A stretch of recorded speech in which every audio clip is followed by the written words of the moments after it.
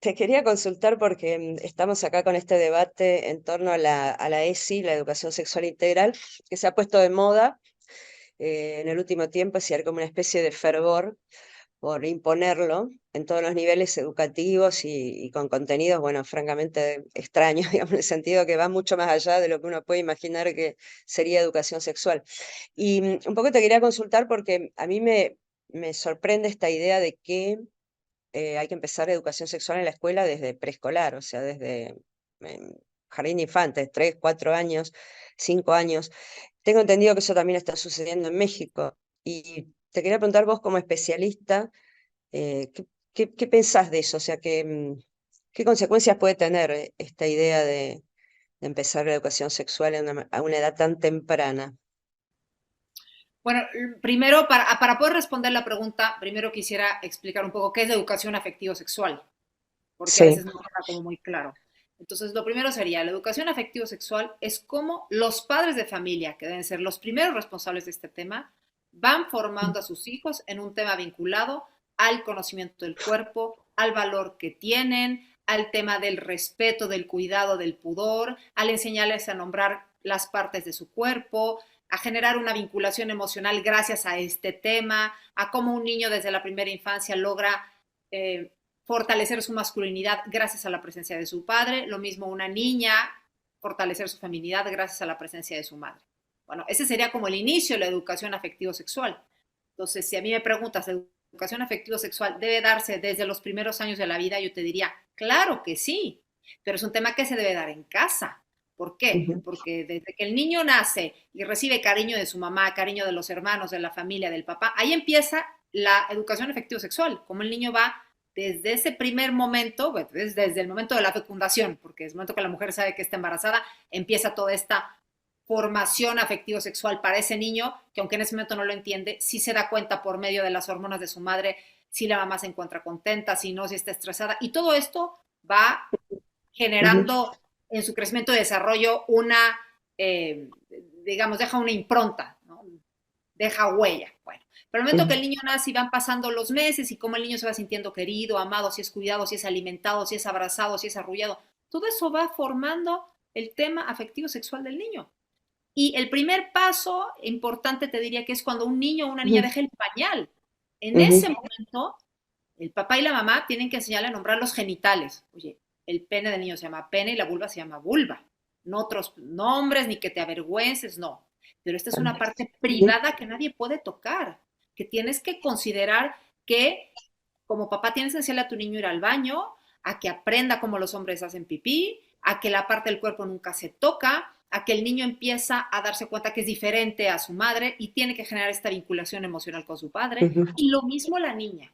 Por lo tanto, la educación afectivo-sexual se tiene que dar desde los primeros años de la vida de una persona, claro que sí, pero no en el colegio. Ese es el punto. No como un tema de colegio, de adoctrinamiento, con una normativa y con lineamientos totalmente fuera de la realidad y que exponen a los niños y que los hipersexualizan desde la primera infancia. Entonces la respuesta es sí educación afectivo-sexual desde los primeros años de la vida, pero en casa. Entonces, ¿a quién deberíamos estar capacitando? A los padres de familia. Claro, porque eso me parece interesante, lo que decís de la capacitación a los padres. Pero antes quería referirme a esto, ¿no? Es decir, que lo que realmente están tratando de enseñar con el título de educación sexual integral es en realidad una ideología que podemos decir queer o transgénero, es decir, esta ideología de género que separa completamente la identidad, ¿no es cierto?, del sexo biológico. Porque ese es el contenido que se está y metiendo, digamos, a través de la ESI. Acá, por ejemplo, en el año 18, que es cuando se produjo la primera discusión de la ley de legalización del aborto, y ellos se pierde la votación en el Senado, si se rechaza el proyecto en el 18, después en el 20 lo volvieron a meter y ahí lograron hacerlo pasar, ellos se volcaron, se aferraron de la ESI, que en realidad ya existía la ley desde 2006. Esa ley fue consensuada con los colegios privados y tiene un artículo quinto de la ley, que dice que los contenidos de educación sexual deben darse en el marco del ideario de cada colegio. Es decir, deja un margen, ¿cierto?, de libertad, porque se supone que si un padre manda a un chico a un colegio privado, sea confesional, sea católico, judío, o tenga alguna, digamos, postura humanista o lo que sea, lo manda precisamente porque quiere que le den educación sexual o la educación, mejor dicho, en ese contexto. Entonces, ¿qué hicieron ellos? En 2018 volcaron toda esa bajada de línea, digamos, de ideología de género en la ESI y hasta intentaron reformar la ley para quitar ese artículo, es decir, para limitar más todavía la posibilidad de que los contenidos se den en un contexto. Entonces yo creo que acá los padres en Argentina no están enterados de lo que, porque bastaría con que entren a la página del ministerio y vean los materiales que se presentan, pero donde básicamente lo que, creo que en México está pasando lo mismo, lo que se les explica a los chicos es que el sexo es asignado al nacer, como no se sabe bien cómo, y que ellos tienen derecho a digamos, a definir su propia identidad, que eso no tiene nada que ver con la naturaleza, ni con el sexo biológico. Y yo no sé eso, qué tipo de efecto puede tener en niños de 6 7 8 años que se les explica esto. Bueno, entonces, el punto sería el siguiente, eso no es educación afectivo-sexual, no, eso No, es adoctrinamiento, punto, pura ideología buscando adoctrinar niños desde la primera infancia. A mí me parece que es gravísimo, sí, está en cada una de las células de nuestro cuerpo, está la impronta, está el código, está en el núcleo, ¿no? En los sí. genes, el si somos hombre o mujer, XY, hombre, XX, mujer. Esta, pero es que en los miles de millones de células que conforman nuestro cuerpo está en la identificación de si somos hombres o si somos mujeres. Esta identificación está desde el primer momento de la fecundación, el momento que se da la unión del óvulo de la madre con la espermatozoide del padre. En ese preciso instante queda configurado si somos hombres o mujeres. Y toda nuestra formación anatómica, es decir, la parte corporal, bueno, pues que si tenemos genitales de hombre o genitales de mujer, que se empiezan a conformar desde la etapa embrionaria. El tema, por ejemplo, del cerebro. Se ha visto que el cerebro de un niño recién nacido y de una niña recién nacida no es igual. Entonces, la parte física es diferente si somos hombres o somos Mm. mujeres. La parte fisiológica, que es la parte hormonal, la producción de hormonas que tiene un niño, que tiene una niña, es diferente. Bueno, la parte genética, pues ni se diga, XX o XY. La parte emocional es muy clara. Un niño y una niña se comportan de manera diferente ante las mismas circunstancias. Un hombre y una mujer responden de manera diferente ante las mismas circunstancias y hay una manera femenina de abordar el mundo y una manera masculina de abordar el mundo. Entonces, que nos quieran hacer creer que esta, ¿no? La parte genética, la parte anatómica o de conformación del cuerpo, la parte fisiológica de producción de hormonas, no tiene nada que ver en que uno se considere hombre o mujer. A mí me parece un tema perverso, sobre todo en niños pequeños. Porque al contrario, lo que necesita un niño de 4, 5, 6 años es la vinculación con su padre para poder reafirmar la masculinidad. Necesita la conformación y la presencia de su padre. Es decir, el niño es niño, sí, desde el punto de vista genético, desde el punto de vista anatómico, de conformación del cuerpo, desde la producción de hormonas, desde cómo está conformado su cerebro, desde las emociones que siente, pero sí necesita esta reafirmación que la presencia del papá es fundamental. Es decir, ese niño tiene que romper con su madre, que lo cuidó, lo cargó, lo alimentó los primeros generalmente 2 años, y en ese momento necesita vincularse con su papá. Es decir, ahora mi papá se tiene que volver la persona más importante del mundo, quien me da cariño, quien me da seguridad, pero a la vez me alienta a tomar retos desde que soy pequeño. Y esta conformación es la que poco a poco va haciendo que yo vaya adquiriendo o reafirmando esa masculinidad que ya tengo en mí mismo, pero necesito ir reafirmando.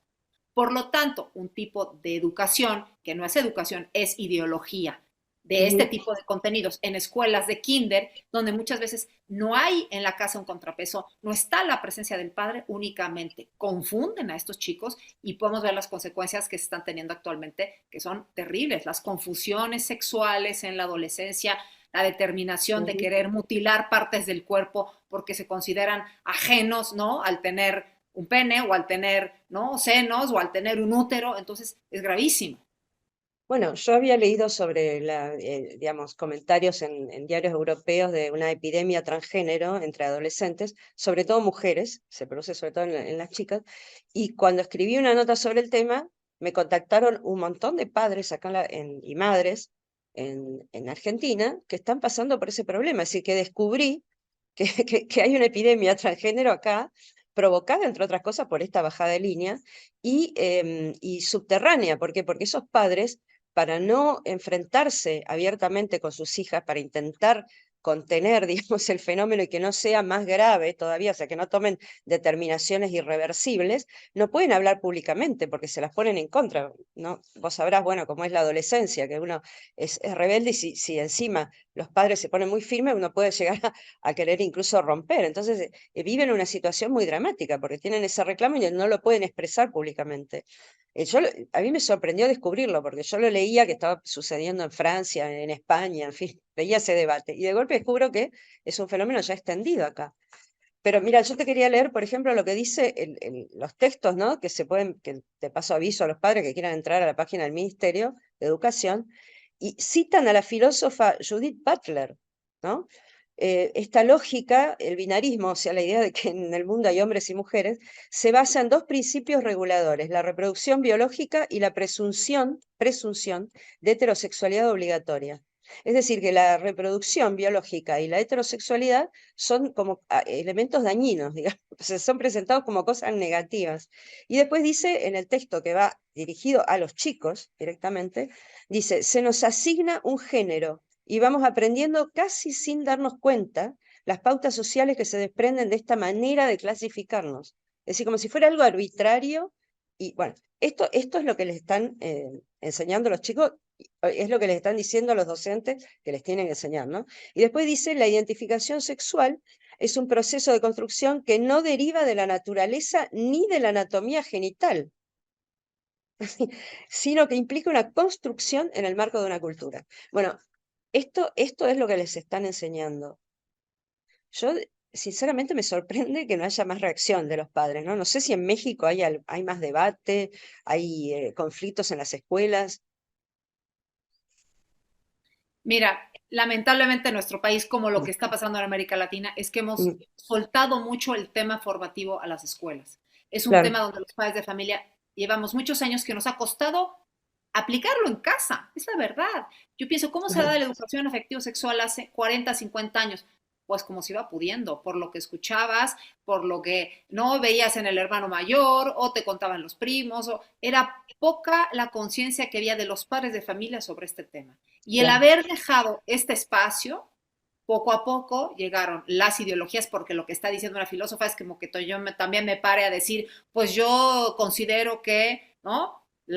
El sol gira alrededor de la Tierra. ¿Por qué? Porque es mi filosofía y yo lo considero, y no puedes decir que ¿no? Que estás en contra. O sea, al final no tiene Mm, ningún sentido lo que está diciendo. Estamos sí, totalmente determinados por los genes que determinan nuestra anatomía, que determinan nuestra, ¿no? Nuestra fisiología, la producción de hormonas. Y lo que necesitan los niños y las niñas es claro. que se reafirme en las niñas su feminidad y en los niños su masculinidad.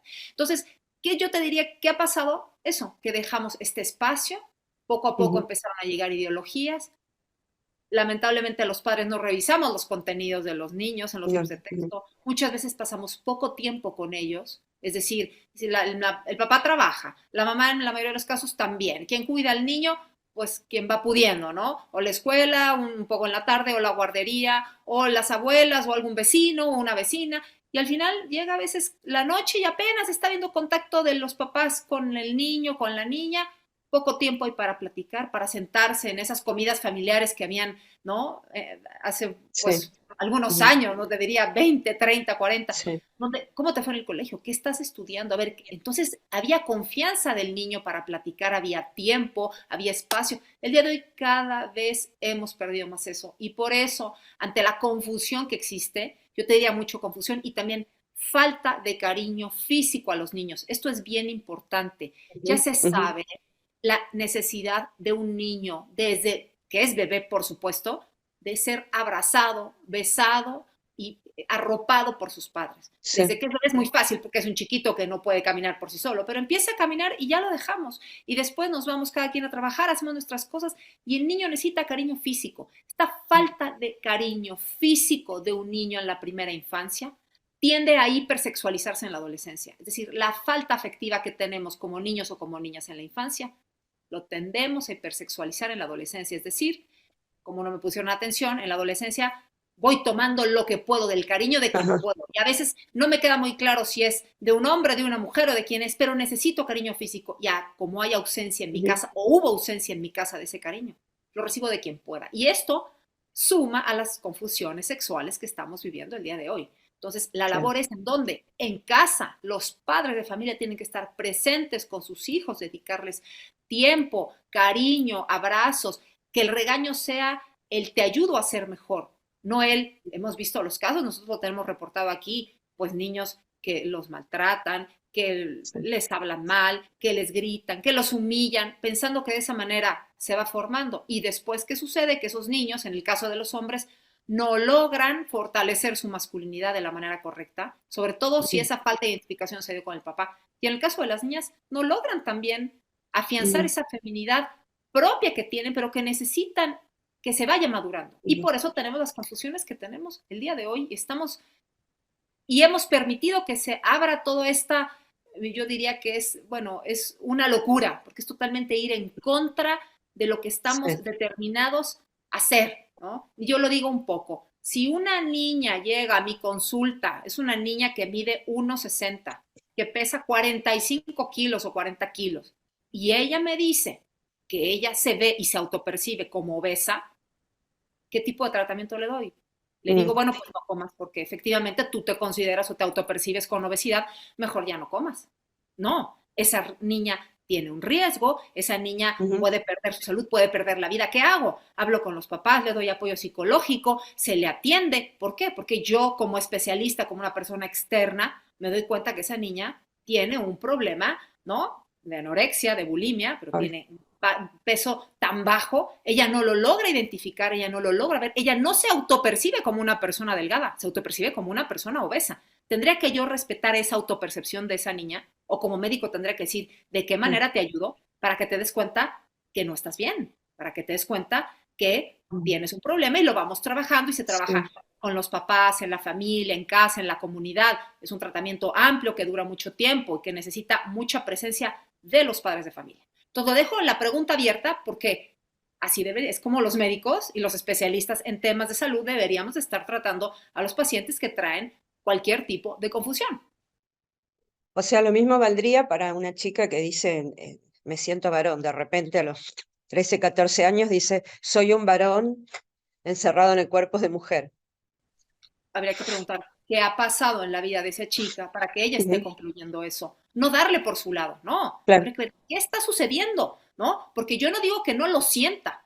Es muy posible que ella sí lo sienta, pero ¿por qué lo está sintiendo? Es donde tendríamos Ujú. que ir a averiguar por qué lo está sintiendo, qué está pasando en su casa, qué ha pasado a lo largo de su vida, qué pasó en su infancia, cómo podemos ayudarla, pero al final, si cada quien se autopercibe como cada quien sugiere autopercibirse, pues este va a ser el mundo donde ¿no? Yo puedo autopercibirme como una persona de 10 años que se me trata de esa manera, o puedo autopercibirme como una persona de 65 años y exigir que se me pensione porque así me autopercibo. Es decir, Claro. es tan Ujú. subjetivo. Sí, sí, sí, sí, va a generar una gran perturbación, digamos, identitaria. Pero otra cosa que yo veo que va acompañado con este discurso es la desvalorización del rol de los padres y como una especie de negación de la infancia, porque se está planteando incluso que, por ejemplo, se dice, por ejemplo, que em, se habla de la autodeterminación identitaria de los menores, el derecho, ¿no? Que los niños, por ejemplo, esto cito acá, es la defensora de la niñez de Chile, para que veamos, ¿no? Dice, los niños, niñas y adolescentes no deben seguir siendo mirados como meros objetos de protección, sino como las personas que son tan dignas e iguales que los adultos. Una consecuencia de esta visión es decir que los niños tienen derecho a la autodeterminación identitaria, esgrimido como algo absoluto a lo que los padres no tienen más remedio que plegarse. O sea, es como una especie de negación de la infancia, porque si se dice que el chico ya es una persona plena con los mismos derechos que un adulto, estamos directamente eliminando digamos, los derechos parentales, negando la infancia. Bueno, digo, a No todo lo sé que me si estás has diciendo, escuchado. estos argumentos. No sé si los he escuchado, No, pero por supuesto que los he escuchado. ah, Todo este tema de derechos de las niñas, niñas y adolescentes, derecho a sí, yo decidir sobre mi cuerpo, ¿no? El hecho de que nadie tiene que decirme lo que tengo que hacer, que yo me puedo ir dando cuenta de eso, por lo menos en el caso que nosotros vimos muy claro en los contenidos de los libros de texto, va muy sí. vinculado, por ejemplo, al tema de el abuso sexual infantil. Claro, Ujú, lo vimos en nuestros libros de texto. Nadie puede tocar a un niño en sus partes privadas sin su consentimiento. Incluso claro. hicimos un video. Ah, entonces con su consentimiento sí. Es decir, un niño Ujú, de 5 años que logró vincular con su agresor, porque los agresores en el tema de abuso sexual sí, infantil no llegan y abusan de ellos en un minuto, no, mm, sino que generan primero un vínculo de confianza con un niño que está necesitado de cariño afectivo, con un niño que tiene inseguridades, con un niño donde no hay mucho vínculo con sus padres, y en este contexto es que el abusador abusa en el 85% de los casos sin violencia. Es sí, decir, el niño estuvo de acuerdo, entonces si el niño está de acuerdo, porque él tiene sus derechos, porque él puede autodeterminarse, porque no, él puede decidir sobre su propio cuerpo a los 6 años. No, no puede decidir sobre su propio cuerpo y lo dejamos muy claro. Ningún menor de edad tiene la capacidad para decidir sobre un tema así. No ujú, pueden consentirlo, no. Un menor de edad puede consentir eso, no, no lo puede consentir. Y lo hemos visto en el caso de actrices que han salido en televisión denunciando que tenían 14 años cuando tuvieron relaciones sexuales con alguien de 30 ujú, y que aunque ellas pensaban que sí estaban de acuerdo en ese momento, al llegar a la edad adulta se dan cuenta que no, que fueron claramente abusadas, ujú, ¿no? Que ellas habían puesto su confianza en esa persona, que esa persona les había fallado, que ellas no sabían cómo decir que no, que ellas no sabían mm, desvincular este como necesidad afectiva con el tema de que había sexo al lado. claro. ¿En qué Mm, confusión metemos a los menores de edad? Si tú me preguntas, ¿un menor de edad debe tener relaciones sexuales? La respuesta es no. Los menores de edad de 18 años no debería de permitirse que tuvieran relaciones sexuales. ¿A qué me refiero permitirse? A que tú deberías implementar política pública nacional para mm, evitar que las tengan. ¿Por qué? Porque aunque crean que es su derecho, que pueden, que sí quieren, mm, al paso de los años se dan cuenta que no fue así. Y cuando llegan a los 25, a los 30 y dicen, se muerden las uñas, ¿por qué tuve relaciones sexuales a los 14 años con alguien de 19 o de 20? ¿Por qué tuve relaciones sexuales a los 15 años cuando yo no estaba segura? Cuando no. mm. Entonces, al final, ¿están preparados para asumir un tema como son las relaciones sexuales en esa etapa de su vida? No, y un niño bajo ninguna circunstancia, eso es un delito.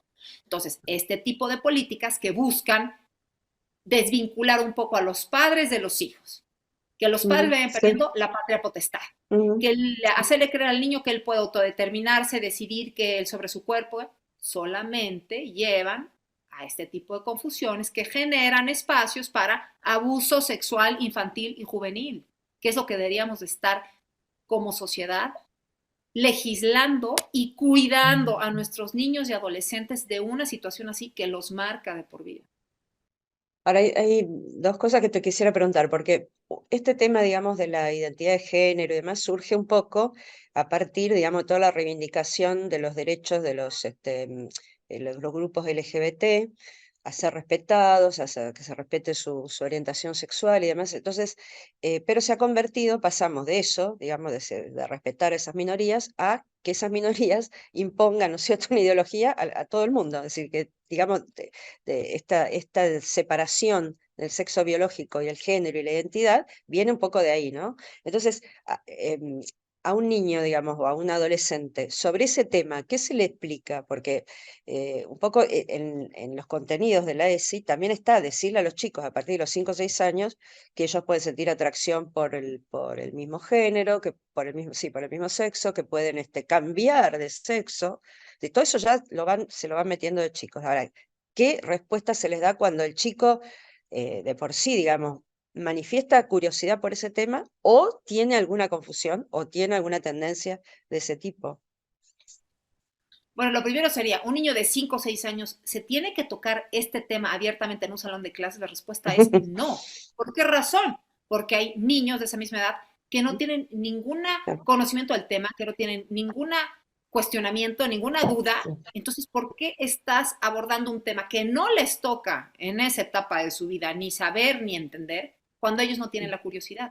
Ahora, ¿qué sucede? Yo sí digo, un niño de 6 años que tiene curiosidad de este tema, se le debe de dar respuesta, siempre se les puede responder, se les debe responder, pero en casa. Es que vuelvo al Mm, tema de casa. El punto es que mm, estos temas se traten abiertamente en un salón de clases cuando lo único que generas es morbo, cuando lo único que mm, generas es en algunos un despertar que no saben ni de qué se les está hablando. Y no me refiero mm. solamente a este tema, me refiero al tema Sí, de relaciones sexuales. ¿No? Que en claro. nuestros contenidos de libros de texto tenemos dinámicas en quinto de primaria que son niños de 11 años que tienen que hacer una maqueta de erección y eyaculación. Pero ¿por qué necesidad? Es que si el niño tiene dudas, con quien debería responder es en casa con sus papás. Entonces, ¿es válido que un niño de 7 años tenga dudas sobre una relación sexual? Claro, se le debe responder siempre, pero los padres y en casa. Porque solo los padres saben lo que el niño necesita, lo que el niño sabe, cómo se comporta, cómo se conduce, qué entiende sobre el tema. Y el papá y la mamá pueden darle una respuesta corta, que deje tranquilo al niño y que vaya a reflexionar y que vuelva en un día, en una semana o en un año con otras preguntas. Pero el poder responder a cualquier pregunta de sexualidad en casa genera el vínculo de confianza entre el Sí. padre y el hijo. Es decir, si a mí llegó Ahora, mi, ¿no? Entonces, lo digo un poco porque al final se debe dar una respuesta sobre cualquier pregunta que tenga un niño, sí, pero no abierto en un salón de clases que solo genera confusión, sobre todo cuando en la mayoría de los casos no hay todavía dudas sobre este tipo de preguntas, ¿no? mm. Sí, porque digamos que como decir, la maduración sexual es muy diferente según el individuo. O sea, hay chicos que, no sé, a los 12 o 13 años tienen determinadas inquietudes y otros que, no sé, tarda mucho más o no. Es decir, es muy desparejo como para poder decir, bueno, en este nivel damos tal cosa. Ahora, vos no darías ningún tipo de información en ningún momento digamos, de la evolución, o por ejemplo en la materia de biología, cuando se ven los distintos sistemas del cuerpo humano, se puede abordar el tema, o alguna edad, pondrías algún límite, algún... Mira, yo que creo que se debería de abordar. Por ejemplo, si es que se tocara, pero, o sea, vuelvo a como a retomar el punto de que lo más importante es formar a los padres de familia. Sí, Eso es a sí, lo que yo quiero sí, sí, llegar. sí. Formar a los padres de familia para que ellos sean los primeros responsables, Ujú, los primeros actores de este tema con sus hijos. Entonces tú me preguntas, en cuarto de primaria, quinto de primaria, hablarles efectivamente de la clase de biología, como se les habla del corazón que tiene tantas cavidades, ¿no? Que bombea sangre, que muy bien, de la misma manera tú explicas el aparato reproductor masculino, femenino, que se conforma de tantas partes y que ya en un grado posterior, bueno, que la unión de la célula de la mujer, que es el ujú. óvulo, con la célula del hombre, que es el espermatozoide, genera una nueva vida humana.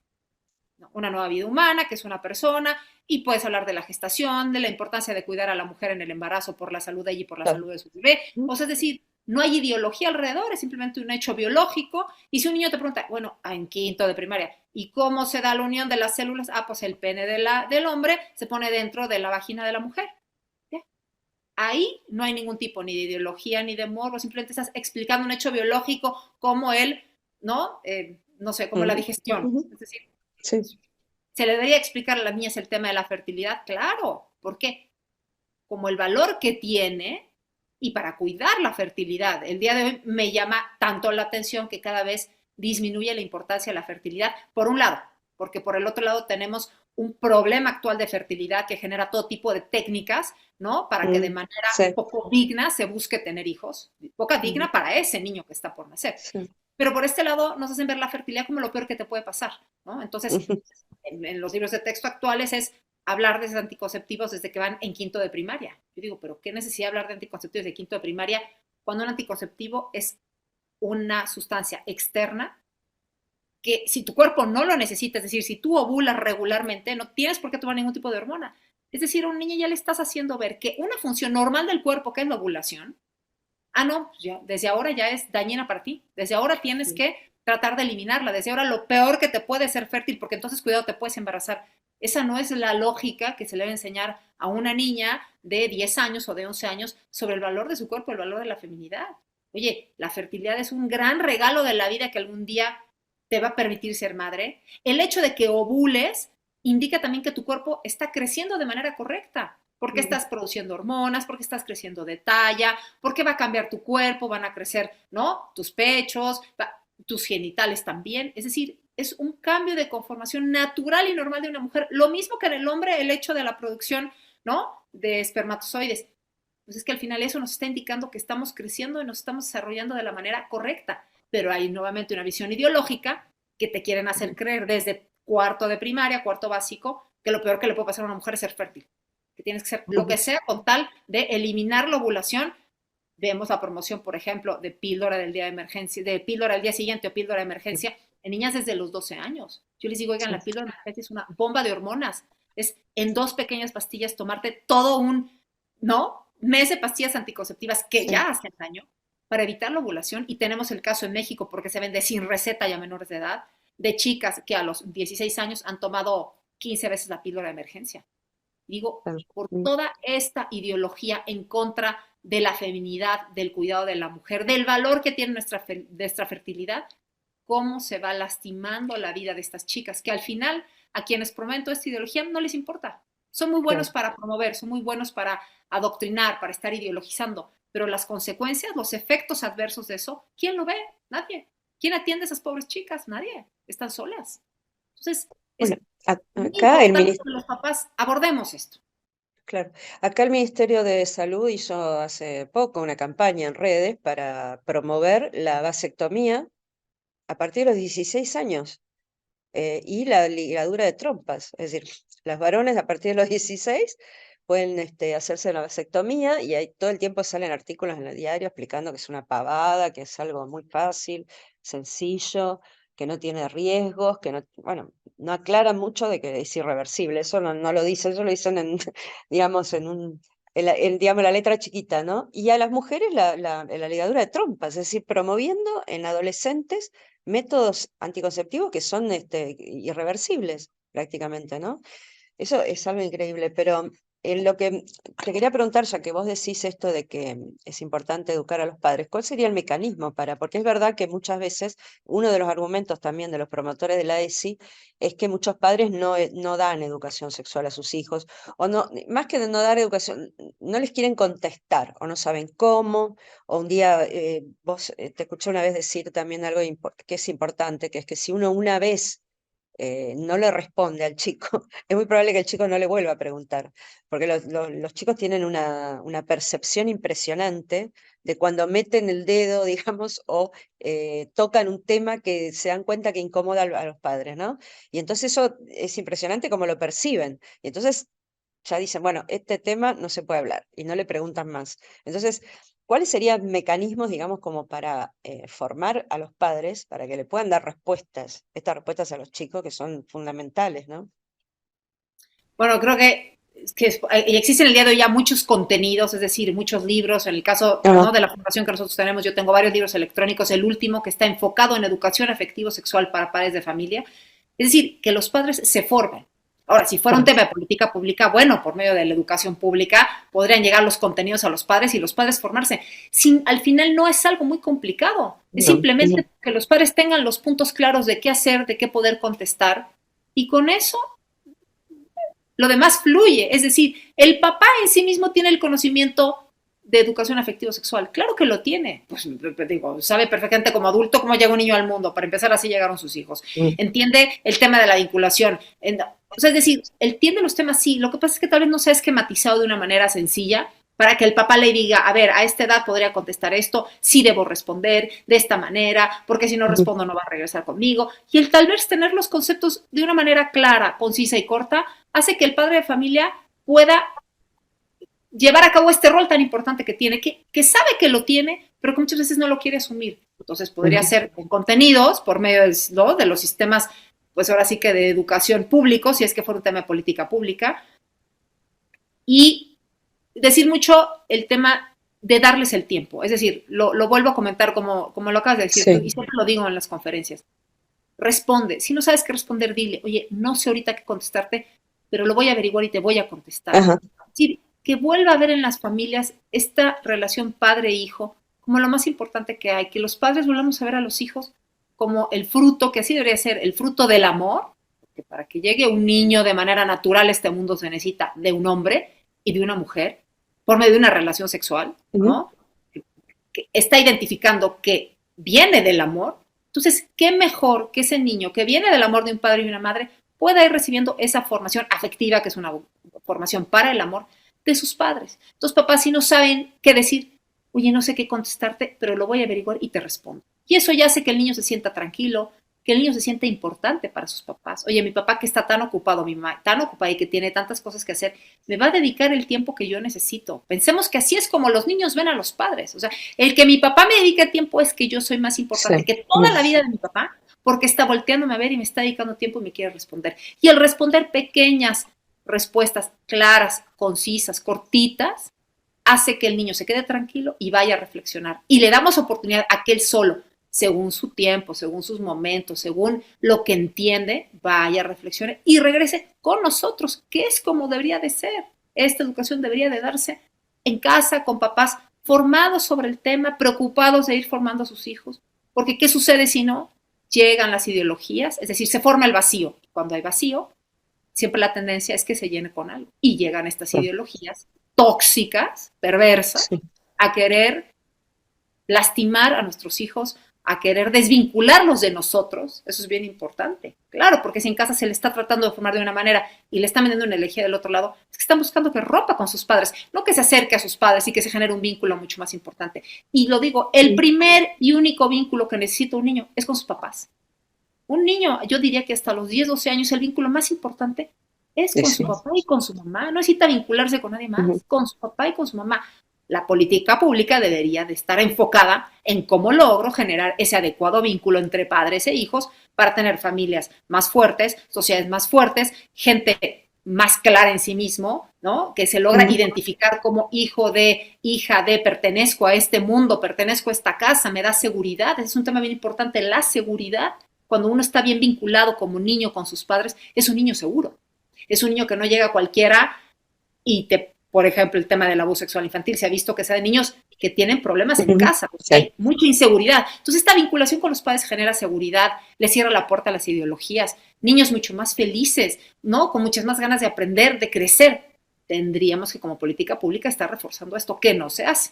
Pero bueno, como padres de familia, si es que ya lo identificamos, tenemos que buscar contenidos que nos ayuden a entender de manera clara y concisa cómo ir formando a los hijos de este lado. Lo más importante, se los digo, iniciar con el cariño físico.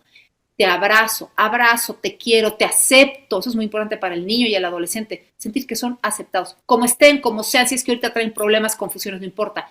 Yo te abrazo, te quiero y te acepto.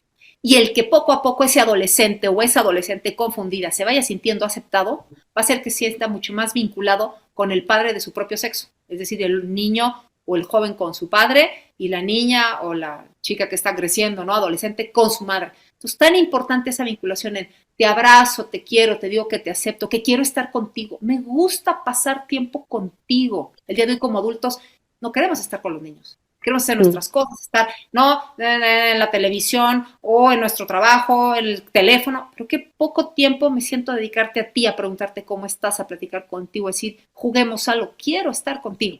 Bueno, son pequeños tips de cómo podemos ir generando esta vinculación emocional. Cuando hay una adecuada vinculación emocional de los niños con sus padres, no hay confusiones sexuales en la adolescencia. Eso ya se ha demostrado. Bueno, por último, te comento porque pensaba mientras me estabas diciendo esto que la ESI, tal como está planteada en este momento, como se la quiere plantear, un poco contradice un principio básico de la educación, que es darle a cada chico lo que a su edad puede entender, ¿no? Y sobre todo en el tema, en este tema, que es que tiene tanto que ver con la intimidad, con la formación, digamos, de la propia identidad, con la maduración, es como adelantarse y darle respuestas que el chico no está pidiendo, ¿no? Y eso me parece algo realmente, no sé, que contradice algo que durante mucho tiempo se defendió, ¿no? Que es el hecho de que al chico hay que contestarle exactamente lo que pregunta en esta materia, ¿no? Y no recargarlo de información que no está pidiendo. Así es, y Y la respuesta clara y corta. Es decir, si un niño pregunta, ma, ¿cómo nace un bebé? Yo no tengo que explicarle, que no sabe ni siquiera que me está preguntando, oye, ¿qué es una relación sexual? Y explicarle todo lo que implica. No, ¿cómo nace un bebé? Pues uno implicaría, bueno, está en la panza de la mamá y de ahí sale el bebé, por parto o por cesárea. Ah, ¿qué es el parto, mamá? Ah, bueno, pues sale por la vagina de la mujer. Ah, ya. Y luego irá pensando poco a poco, bueno, mamá, pero antes era más pequeño, sí, y cómo era antes, y cómo entró. Y me explico, o sea, al dar respuestas cortitas, entonces uno no está afectando toda esa inocencia del niño, ¿no? o no te estás adelantando a preguntas que el niño o a dudas que el niño no tiene. Pero por eso es importante que esté la vinculación con los papás para que el niño se acerque a preguntar. O, oye, mamá, yo escuché esto. Ah, bueno, sí voy a tratar la respuesta.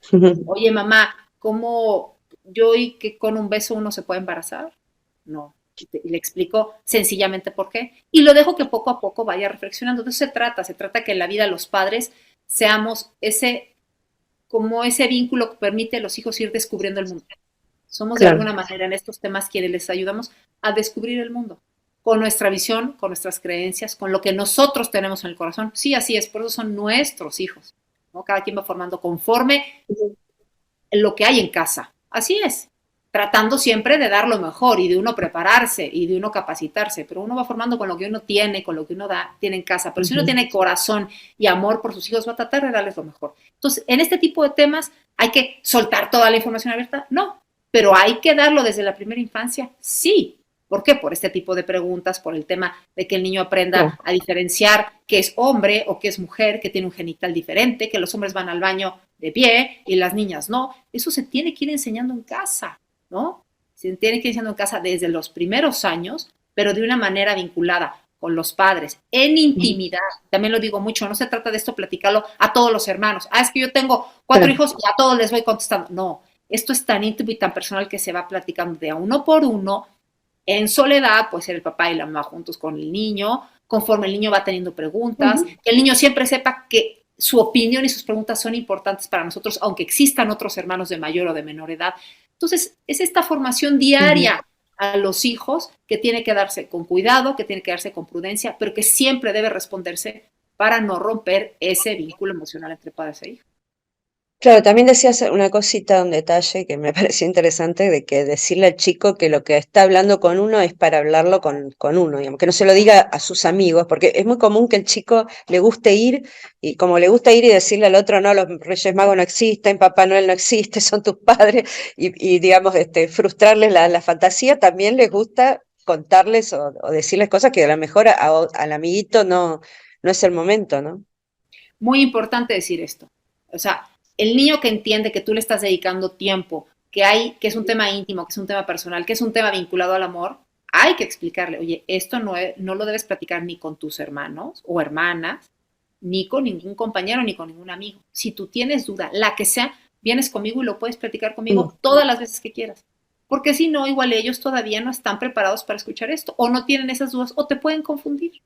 Entonces, si se dice de una manera tranquila, con cariño, con un abrazo, el niño quiere relacionarse con sus papás. Lo que voy es que el niño quiere vincular con sus papás más que con el compañero de al lado del salón. Entonces, cuando se genera este vínculo, que se platican de estas cosas con intimidad, con cuidado, con delicadeza, atendiendo al niño, el niño va a volver, claro que va a volver, porque le van a surgir muchas dudas, pero va a volver con los papás y va a entender la importancia que este tema es íntimo, es personal, que se platica en casa y que no se está ventilando ¿no? Con el resto de los compañeros o con hermanos menores o con hermanos mayores también. Es un tema de padres e hijos, pero de manera personal.